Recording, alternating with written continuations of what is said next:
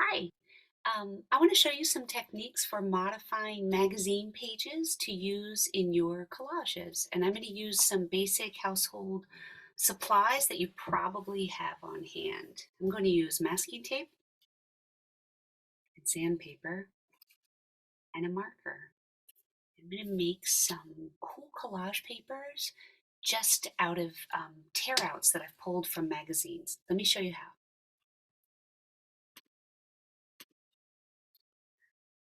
Okay, so I've got some very basic sheets of magazine paper.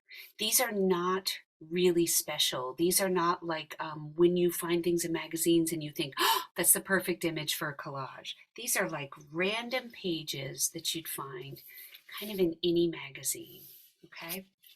So I'm going to start with this one and I'm going to take some sandpaper, and it doesn't matter what grit you've got, what number sandpaper, although this is a finer sandpaper, so it's going to make softer marks. If you've got a heavier, coarser sandpaper, it's going to make heavier marks, okay?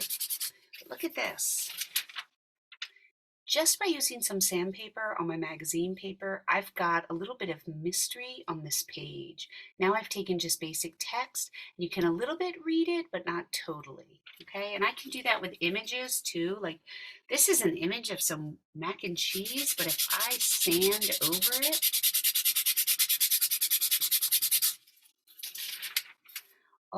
all of a sudden I've got some texture here, and maybe something really cool to use in a collage, especially on dark pages from a magazine. If you sand them, you get some really cool paper that people might say, how in the heck did you make that?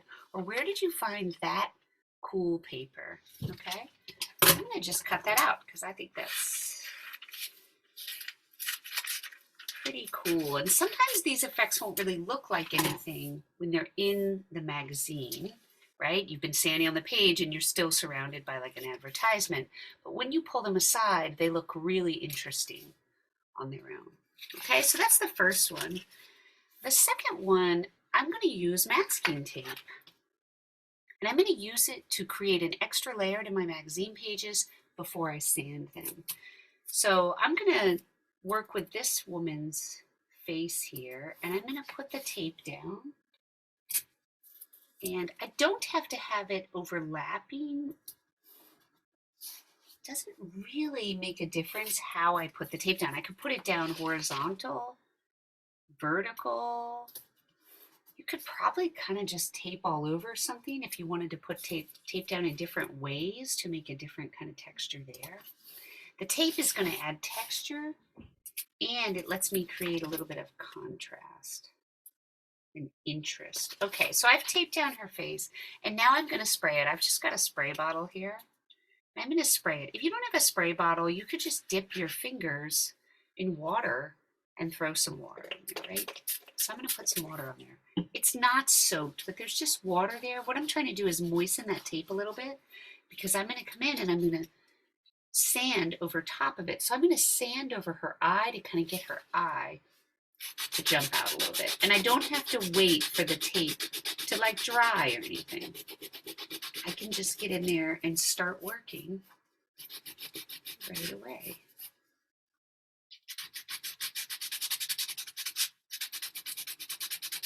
What I'm doing is I'm removing a layer of that tape. You can see some of it peeling back. And what starts to happen is her eye, can you see this? Starts to appear more. The contrast of her eye to the rest of the image becomes more striking, okay? So I can just push all these little pilled bits away, and I get this neat sort of like mystery. This is ghosted and this is not. Again, they don't always look as enticing or exciting when they're on the page with the rest of the image. They can look sort of like, wow, you just put a bunch of tape down over a magazine image. Who kind of cares?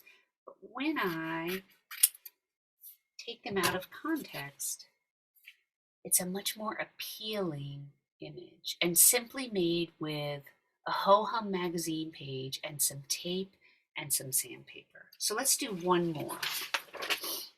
This is another tear out that's very basic. It was for some deli meat. This looks like kind of a neat pattern to me. So I'm going to mark it up a little bit with markers. And I think I'm going to just do, maybe I'll do like some fake writing actually. That could be kind of cool.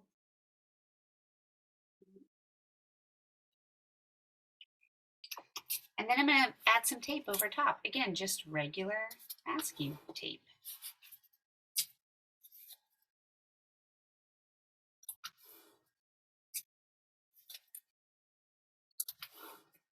And I'm just smoothing it out. Okay, and then I'm going to spray it with some water.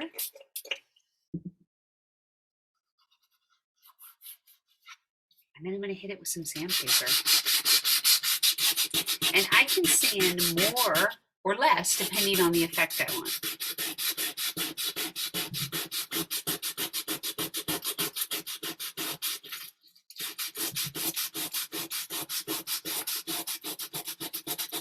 And again, all these layers of tape are starting to come up. You can see where I've sanded more versus where I've sanded less.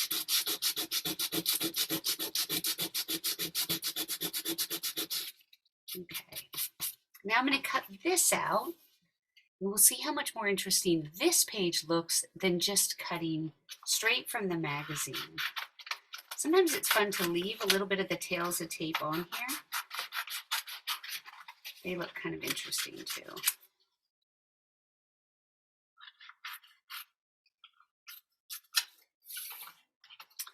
So now I've got a more compelling piece of collage paper than if I had just cut out this wood background. Another thing I can do is I can take my hole punch and I can just punch some holes in this, random. If some go off the edge here, makes things more interesting.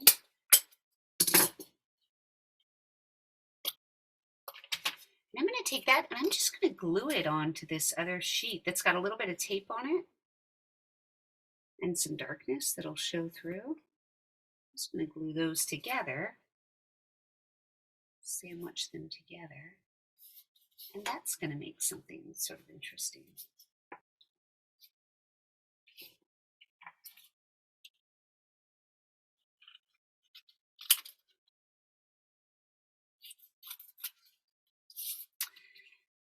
So now I've got, with only sandpaper and tape and a marker and a glue stick, I've got a few different ways to take basic magazine pages and make some pretty cool collage papers without a lot of effort. And then these I can start building up in my stash to build cool collages from.